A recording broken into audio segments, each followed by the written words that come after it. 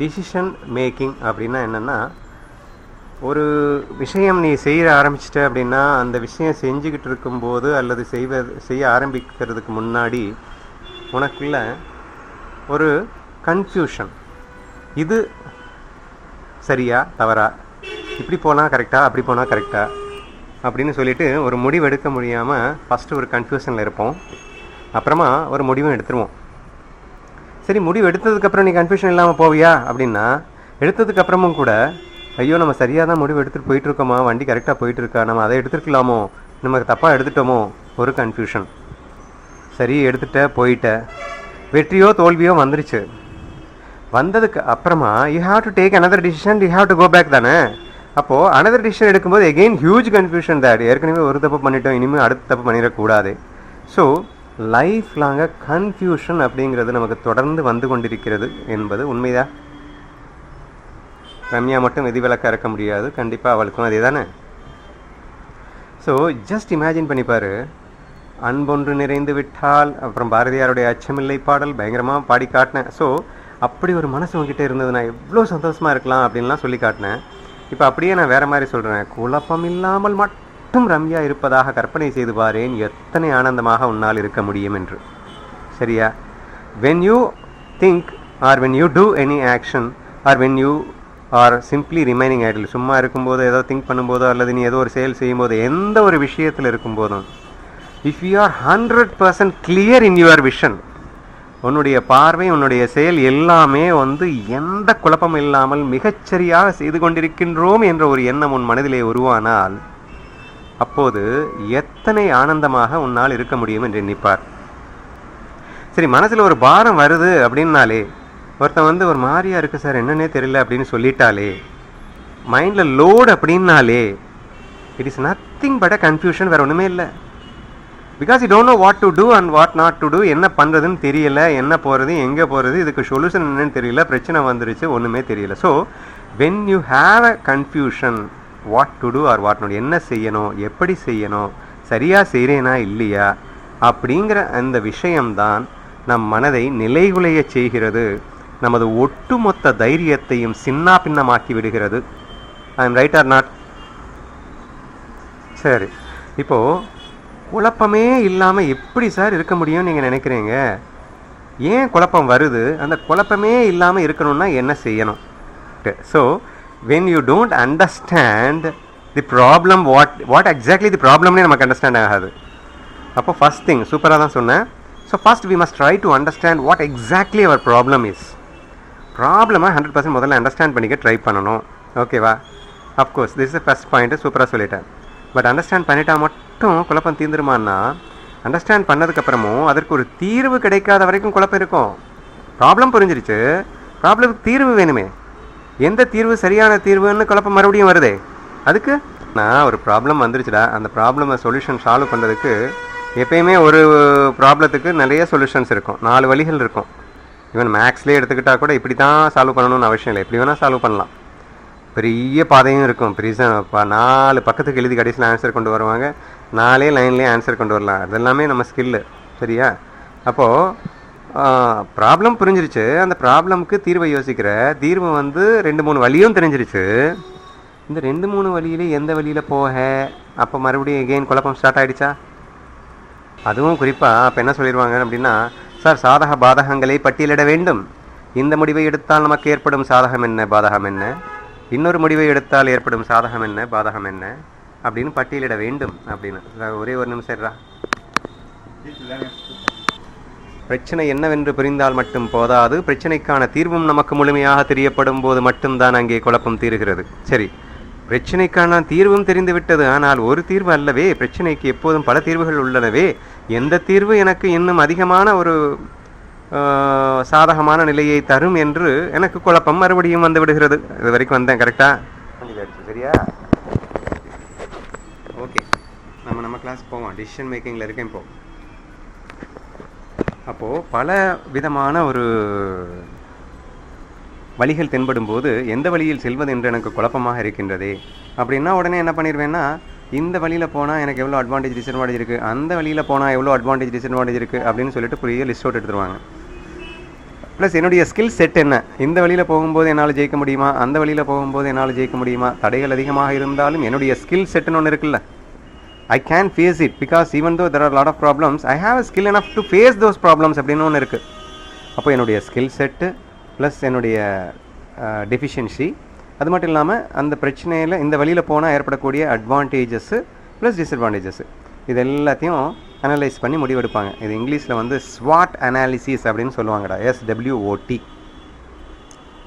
அதுக்கு என்ன அர்த்தம் அப்படின்னா ஆப்பர்ச்சுனிட்டிஸ் த்ரெட்ஸு, SWOTயில் ஓடிக்கு வந்து ஆப்பர்ச்சுனிட்டிஸ் த்ரெட்ஸ், அட்வான்டேஜ் டிஸ்அட்வான்டேஜ் அப்படிங்கிறத வேறு 2 வார்த்தையில் சொல்கிறதா இருந்தால் ஆப்பர்ச்சுனிட்டினா அட்வான்டேஜ், த்ரெட்டுன்னா டிஸ்அட்வான்டேஜ். சரியா? ஸ்வாட்டில் SW அப்படிங்கிறது வந்து வீக்னஸ்ஸு ஸ்ட்ரென்த்து. எனக்குன்னு ஒரு ஸ்ட்ரென்த் இருக்குது, எனக்குன்னு வீக்னஸ் இருக்குது. என்னுடைய ஸ்ட்ரென்த்தை லிஸ்ட் அவுட் பண்ணிக்கணும், என்னுடைய வீக்னஸை லிஸ்ட் அவுட் பண்ணிக்கலாம். ப்ளஸ் அந்த வழியில் போகும்போது போகிறதுக்கு எனக்கு எவ்வளோ ஸ்ட்ரென்த் இருக்குது, அந்த வழியில் போகும்போது எனக்கு எவ்வளோ வீக்னஸ் இருக்குது, அந்த வழியில் போனால் எனக்கு எவ்வளோ அட்வான்டேஜஸ் இருக்குது, எனக்கு எவ்வளோ டிஸ்அட்வான்டேஜஸ் இருக்குது, இதெல்லாம் லிஸ்ட் அவுட் பண்ணி பார்த்துட்டு கடைசியில் ஒரு முடிவு எடுக்கிறது தான் ஒரு டிசிஷன் மேக்கிங் ப்ராசஸ்னு ஒரு லைஃப் ஸ்கில் ட்ரெயினர்கிட்ட போனேன்னா அவர் உனக்கு கற்றுக் கொடுப்பாரு. சரியா? இதுதான் வந்து டிசிஷன் மேக்கிங், அவ்வளோதான் எனக்கு அவர் கற்றுக் கொடுப்பாரு. ஆனால் நான் வந்து of course that you must do, அது கண்டிப்பாக நல்ல செயல் தான், இல்லைன்னு சொல்லலை.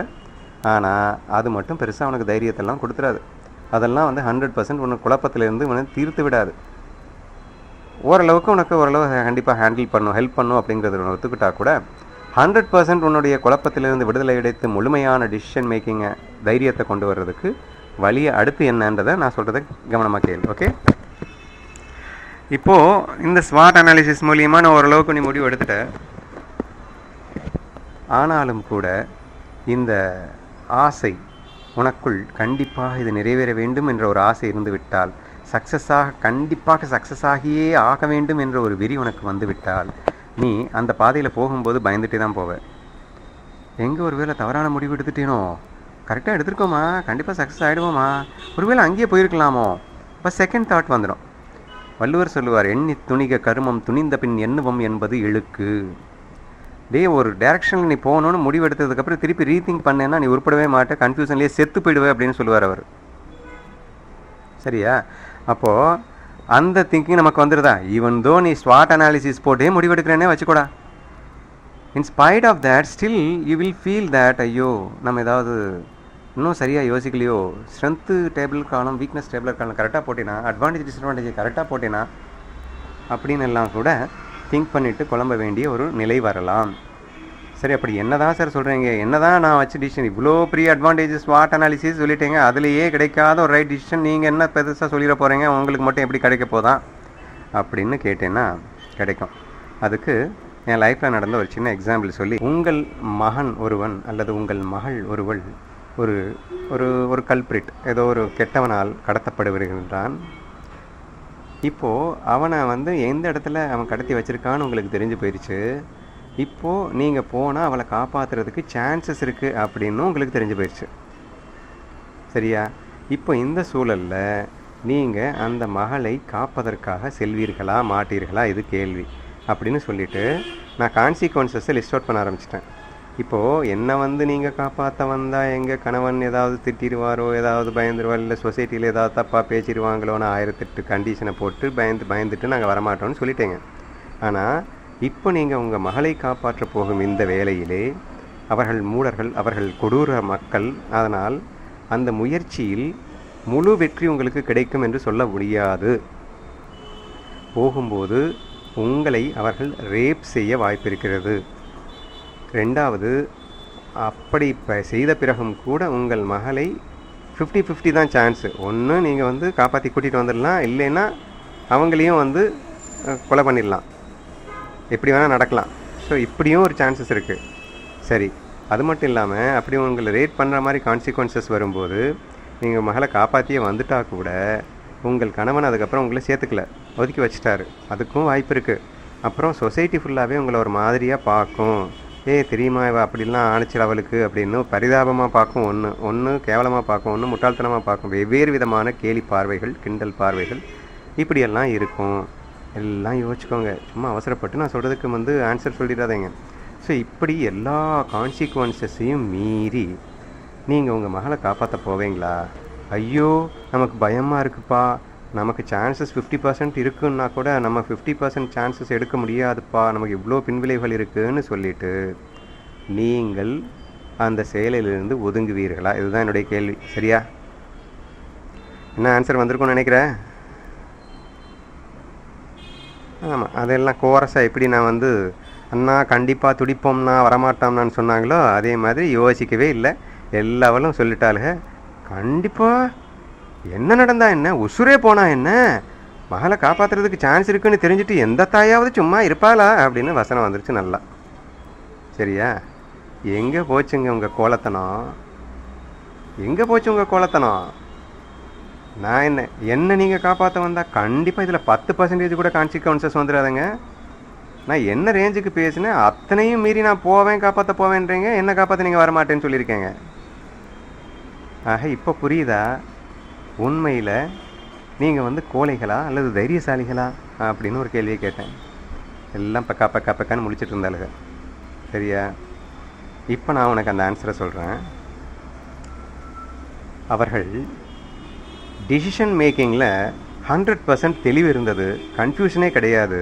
அது அவர்களுக்கு அந்த தைரியத்தை கொடுத்தது. சரியா? என்னை பொறுத்த வரைக்கும் அந்த டிசிஷன் மேக்கிங்கில் குழப்பம் இல்லாமல் ஏன் வந்ததுன்னு அப்புறமா சொல்கிறேன். ஃபஸ்ட்டு, பெற்ற தாயானவள் குழந்தையை காப்பது என்பது அவளது கடமை. வாய்ப்பு இருந்து அதை எத்தனை பின்விளைவுகளானாலும் சரி, மரணமே நிகழ்ந்தாலும் சரி, எதுவும் எனக்கு அந்த குழந்தைக்காக நான் செய்வேன் அப்படின்னு சொல்லிட்டு ஒரு மனப்பான்மை அவங்களுக்குள்ளே இருந்தது.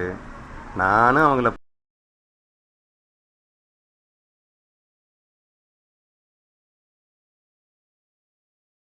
இருந்தது. நானும் அவங்கள போட்டு எவ்வளவோ கான்சிக்வன்சஸை போட்டு குழப்புறேன். ஏன் அவங்க கன்ஃபியூஷனே ஆகலை, ஏன் குழம்பவே இல்லை, ஏன் அவங்க எடுத்த முடிவு வந்து கொஞ்சம் கூட தவறுன்னு தோணலை அவங்களுக்கு. அதாவது தைரியம் எப்படி வந்ததுன்றதுக்கு நான் ஆன்சர் சொல்லிட்டு இருக்கேன்டா. Because they understood that what they are going to do is right. நான் செய்கின்ற காரியம் மிகச்சரியான காரியம், இதனால் எது நடந்த போதும் அதை பற்றி எனக்கு கவலையே இல்லை, காரணம் நான் செய்வது சரி.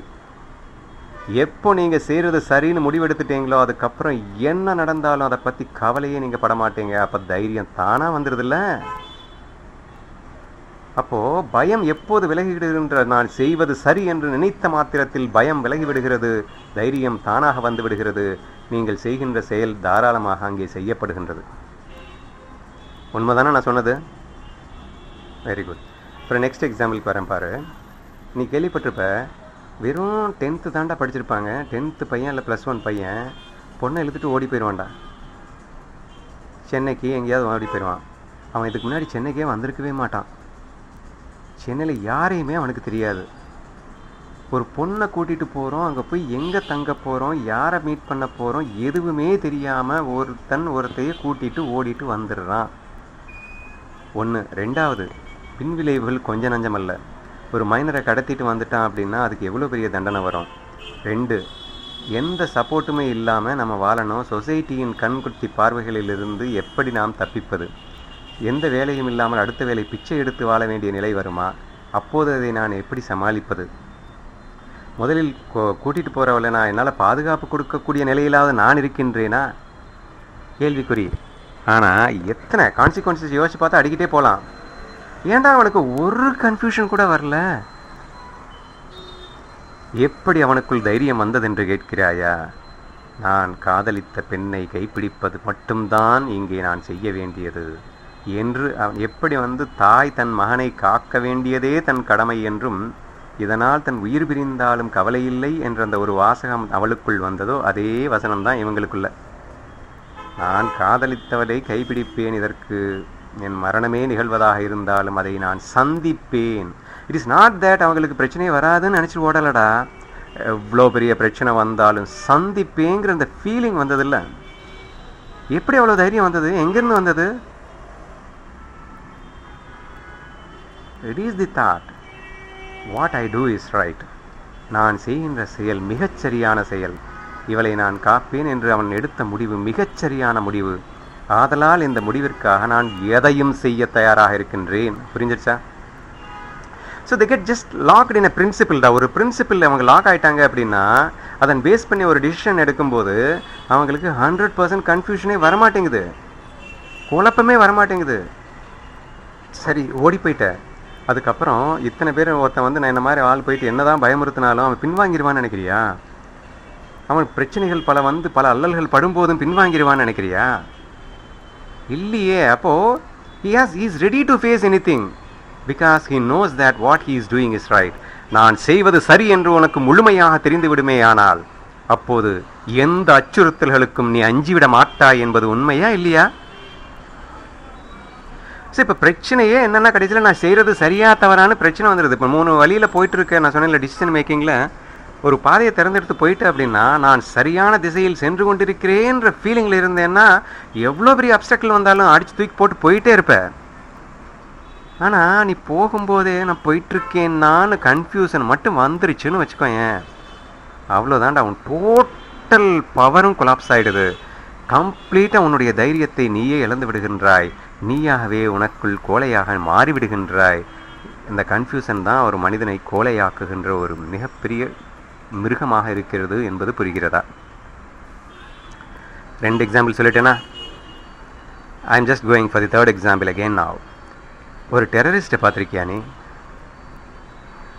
அன்இமேஜினபிள்ரா.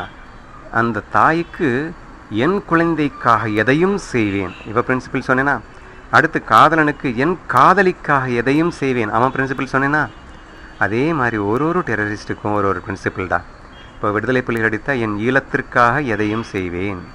அப்புறம் நக்சலைட் எடுத்துக்கிட்டால் அவங்களுக்குன்னு ஒரு சில கொள்கை வச்சுருப்பாங்க, அந்த பிரின்சிபிளுக்காக என் உயிரை கூட நான் தர தயாராக இருப்பேன் அப்படின்னு சொல்லிட்டு they have got some kind of principle. அந்த பிரின்சிபிள் ஒபே பண்ணி அந்த பிரின்சிபிளில் அவங்க வந்து அடிக்ட் ஆகிருப்பாங்க. நல்லா புரிஞ்சுக்கோ, they get addicted for that principle. அடிக்ஷன்னா என்ன? இது இல்லாமல் என்னால் வாழ முடியாது அப்படின்னு சொல்லிட்டா அதுக்கு பேர் அடிக்ஷன், கரெக்டாக? ஒரு பெண். ஸோ அப்போ டிசிஷன் மேக்கிங் ப்ராசஸில் பிரின்சிபிள் ஒரு மிகப்பெரிய வைட்டல் ரோலை பண்ணுதுன்றது புரியுதா? ஸோ அந்த பிரின்சிபிளுக்கு அடிமையாக இருப்பதன் ஒரே காரணம்தான் அவர்களுக்குள் தைரியம் வந்ததுன்னு புரியுதா? அந்த தாய் தன் மகன் மேலே அடிக்ஷனாக இல்லைன்னா அவளுக்குள்ள அந்த தைரியம் வந்திருக்குன்னு நினைக்கிறியா? இல்லை ஒன்றும் இல்லை, அந்த இடத்துல தன் குழந்தை இல்லாமல் பக்கத்து வீட்டு குழந்தை இருந்ததுன்னு அந்த தாய் போயிருப்பான்னு நினைக்கிறியா? யோசிச்சிருப்பாங்களா? போயிருக்கவே போயிருக்க மாட்டேன், அவளுக்கு சலனம் கூட இருப்பேன். அட்லீஸ்ட் நான் என்ன சொன்னேன்னா, நீங்கள் என் மேலே எவ்வளோ அன்பு வச்சுருக்கீங்கன்னு எனக்கு நல்லா தெரியும், ஆனால் ஒரே ஒரு வசனம் எக்ஸ்ட்ரா பேசிட்டேங்க, எங்களுக்கு உள்ளம் துடிக்கும் ஆனால் நாங்கள் வரமாட்டோம்னு. ஆனால் இதே 3rd பர்சனாக இருந்திருந்தா உள்ளம் கூட உங்களுக்கு துடிச்சிருக்காதுங்க. ஒரு பேப்பரில் 1000 நியூஸ் பார்த்துட்டு தானே இருக்கோம், உங்களுக்கு என்ன உள்ளமாக துடிக்குதா என்ன? உன் மகன் அப்படின்னா மட்டும் வந்துருச்சு எங்கேருந்தோ எல்லாமே, சரியா? அப்போ அது எங்கேருந்து வந்தது? அடிக்ஷன், புரியுதா? தன் மகள் இல்லாமல் தனக்கு வாழ்க்கை இல்லை என்று தன் தாய் நினைத்த அந்த அடிக்ஷன் அவர்களுக்குள் அந்த தைரியத்தை வரவழைத்தது. புரிஞ்சிருச்சா? அதே தான் இங்கே காதலியின் மேல் இவனுக்குள்ள அடிக்ஷன், காதலி இல்லாமல் தனக்கு வாழ்க்கை இல்லை என்ற அடிக்ஷன் அவளுக்காக எதையும் செய்ய தயார் என்ற ஒரு தைரியத்தை வரவழைத்தது. ஓகேவா? அதே தான் டெரரிஸ்ட் உண்டா. அப்போ அவனுக்குன்னு ஒரு பிரின்சிபிள் வச்சுக்கிறான், அதுக்காக எந்த சென்டிமெண்ட்ஸுக்கும் இடம் தர்றதில்லை. நல்லா யோசிச்சுப்பார், பெத்த தாய் அழுகின்றாள், தந்தை அழுகின்றான், மகன் அதாவது நண்பன் உற்றார் உறவினர் என்று கதறி அழுகின்றனர், நீ வந்துவிடு அப்போ எங்கே செல்லாதே என்று. ஆனால் அவன் செவி மடுக்கின்றானா? சரி, அவன் போகும் பாதையில் குறுக்காக எத்தனை பேரை ஈவு இரக்கமில்லாமல் கொலை செய்ய நேர்ந்தாலும் கூட அவன் மனம் கலங்குகின்றதா? அப்போது தனக்கே 1000 இன்னல்கள் வந்த போதிலும் கூட, போலீஸ்காரன் போட்டு அடித்து துன்புறுத்தி சித்திரவதை பண்ணி என்னென்னமோ பண்ணினால் கூட அவன் மனம் சற்றளவாவனு பின் வாங்குகிறதா அல்லது கலங்குகின்றதா? தான் செய்யும் செயல் அவன் சரியென்று அந்த நினைப்பு மாறாத வரைக்கும் அவன் மரணத்தை கூட புன்னகையுடன் மடிய முடிகின்றது என்பது புரிகிறதா? Because he know that what I am doing is right. நான் சரியைத்தான், நான் சரியான திசையில் சொல்கின்றேன். What I am doing is exactly right.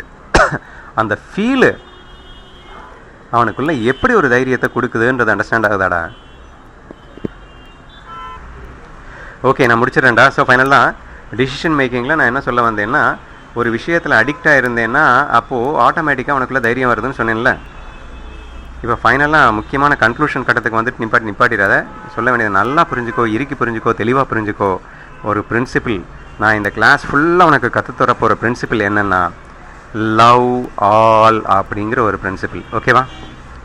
So இவ்வுலகில் உள்ள எந்த ஒரு விஷயத்தையும் அல்லது எந்த ஒரு மக்களையும் உயர்வு என்றோ அல்லது தாழ்வு என்றோ நினைத்து விடாமல் எல்லோரையும் சமமாக நேசிக்க கற்றுக்கொண்ட மனதிற்கு அன்பு என்று பெயர். ஓகேவா? ஸோ டோன்ட் திங்க் தட் அந்த தாய் மகன் மேல் வைத்ததெல்லாம் அன்பு கிடையாது. அது பேர் அடிக்ஷன். கணவன் மனைவி மேல் வைப்பதோ, காதலன் காதலியின் மேல் வைப்பதோ, இன்று படத்தில் காட்டுவதோ எதுவுமே அன்பு கிடையாது. அது எல்லாமே அடிக்ஷன் தான். படத்தில் வந்து பல காதலனும் காதலியும் சேர்ந்ததாக படத்தை முடிச்சிருக்கான். அதுக்கப்புறம் எல்லாமே அடிக்ஷனில் இருக்கிறதுனால தான் வாழ்க்கை பூரா அவஸ்தைப்பட்டுருக்காங்க. அப்போது என்னடா மிஸ் பண்ணுறேன். ஸோ இப்போது நான் ஃபைனலாக என்ன சொல்ல வந்தேன்னா, நாமளும் ஒன்றுக்கு அடிக்ட் ஆகணும். அது எதுக்காக அடிக்ட் ஆகணும் அப்படின்னா, லவ் ஆல்ன்ற ஒரு பிரின்சிபிளுக்காக அடிக்ட் ஆக போகிறோம். டெரரிஸ்ட் மாதிரி ஏதோ ஒரு தனி மக்கள் ஈழத்திற்காக அடிக்ட் ஆக போகிறதில்ல. உலகத்தில் உள்ள எல்லா மக்களுக்காகவும் வாழ்வேன். அவன் வந்து தனி ஈழத்துக்காக மட்டும் வாழ்வேன் அடிக்ட் ஆகிறான். அது இன்னும் வட்டத்தை பெருசாக்கு. இந்த உலகத்தில் உள்ள எல்லா மக்களையும் சரிசமமாக நேசிப்பேன், அந்த நேசத்திற்காக என் உயிரையும் தர தயாராக இருப்பேன் அப்படிங்கிற ஒரு விஷயத்துக்காக, லவ் ஆல் என்ற அந்த பேசிக் பிரின்சிபிளுக்காக நீ டெரரிஸ்டாக மாறிடு, அடிக்ட் ஆயிரு. தாய் தன் மகன் மேல் கொண்டுள்ள அந்த அடிக்ஷனை லவ் ஆல் என்ற பிரின்சிபிள் மேலே கொண்டு வா. காதலன் காதலியின் மேல் உள்ள கண்டிஷனை லவ் ஆல் என்ற பிரின்சிபிள் மேலே கொண்டு வந்துரு. Once if you are able to achieve this அப்படின்னா, உனக்கு வாழ்க்கையில் குழப்பம் ஏற்படும் போது நீ சிந்திக்க வேண்டியது ஒரே ஒரு விஷயத்தை தான். இப்போது நான் எங்கே சென்றால் எனது லவ் ஆலில் அதாவது லவ் ஆலுக்கு பங்கமில்லாமல் இருக்கும், லவ் ஆலில் நிறைய முடியும்னு மட்டும் யோசி. இப்போ நான் அந்த ஸ்வாட் அனாலிசிஸில் சக்ஸஸ், ஸ்ட்ரென்த்து, வீக்னஸ்ஸு, ஆப்பர்ச்சுனிட்டிஸ், த்ரெட்ஸோட எக்ஸ்ட்ரா ஒரு பாயிண்ட்டை போட்டுக்கோ, லவ் ஆல் அப்படிங்கிற ஒரு பாயிண்ட்டை. அப்போது நீ எதை பண்ணினாலும் அது லவ் ஆலுக்கு ஹெல்ப் பண்ணும் அப்படின்னா கண்ணு மண்ணு தெரியாமல் உனக்கு தைரியம் வரும். ஆனால் நீ அடிக்டாக இருக்கணும்டா. அதுக்கு முன்னாடி லவ் ஆலுக்கு எப்படி தாய் அவளுக்கு அடிக்கிறாலோ அப்படி லவ் ஆல் அப்படிங்கிற விஷயத்துக்கு அடிக்ட் ஆகணும். காரணம், அந்த லவ் ஆல் இருக்கக்கூடிய அட்வான்டேஜஸ் நான் அடுத்தடுத்த கிளாஸஸில் நிறைய நான் சொல்லும்போது, ஐயோ வாழ்க்கையின் உன்னதமான பிரின்சிபிளே லவ் ஆல் தானா அப்படிங்கிறத நீ புரிஞ்சுக்க தான் போகிற. ஒன்ஸ் புரிஞ்சிருச்சு அப்படின்னா லவ் ஆலுக்கு நீ அடிக்ட் ஆகிடுவேன். ஒன்ஸ் லவ் ஆலுக்கு அடிக்ட் ஆகிட்ட அப்படின்னா உன்னுடைய டிசிஷன் மேக்கிங் ப்ராசஸில் அந்த லவ் ஆலை கொண்டு வந்துட்ட அப்படின்னா, எப்படி இவங்களுக்கெல்லாம் எந்த கன்ஃபியூஷனும் இல்லாமல் எதை வந்த போதும் சந்திக்கலாம்னு ஒரு துணிவு வந்ததோ, அப்படி அந்த லவ் ஆளுக்காக முழுமையான தைரியத்தை நீ அடைவாய். கண்டிப்பாக வாழ்க்கை முழுவதும் ஆனந்தத்தில் திளைப்பாய். ஓகேவா?